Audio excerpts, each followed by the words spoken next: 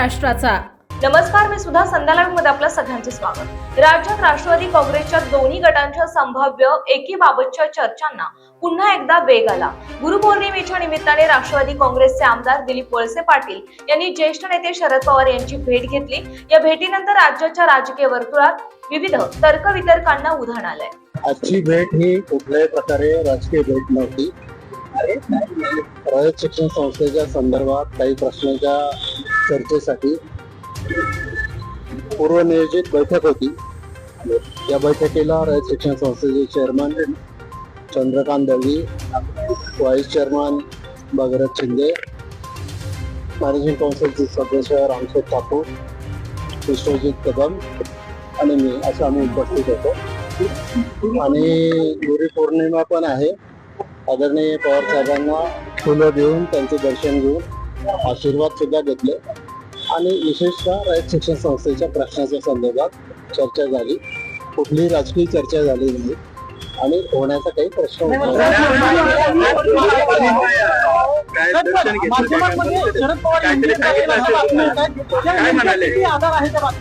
असं आहे की राजकीय चर्चा कुठल्याही प्रकारे झालेली नाही।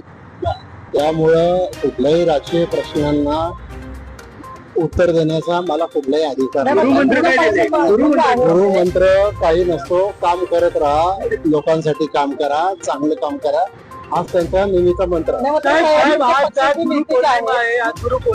पुन्हा एकदा एकत्र यावं, शिक्षणाला सामावून घ्यावं असं वाटतंय का?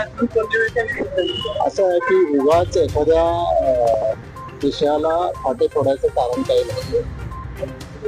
गुरु आहेत, गुरुस्थानी आहेत, नेहमीच मोठ्यांचे आशीर्वाद घेतले पाहिजे। आजपर्यंत सगळ्यांचे घेत आलो।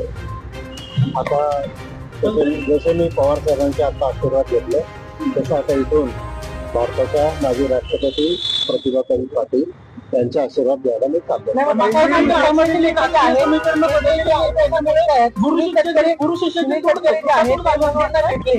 सांगायला पक्षाच्या नेत्यांना भेटतायत, इंडियामध्ये काय हालचाल होत आहे, याचा अर्थ असा आहे का की दोन राष्ट्रवादी एकत्र येत आहेत किंवा त्याच्याबद्दल मला काही माहिती नाही।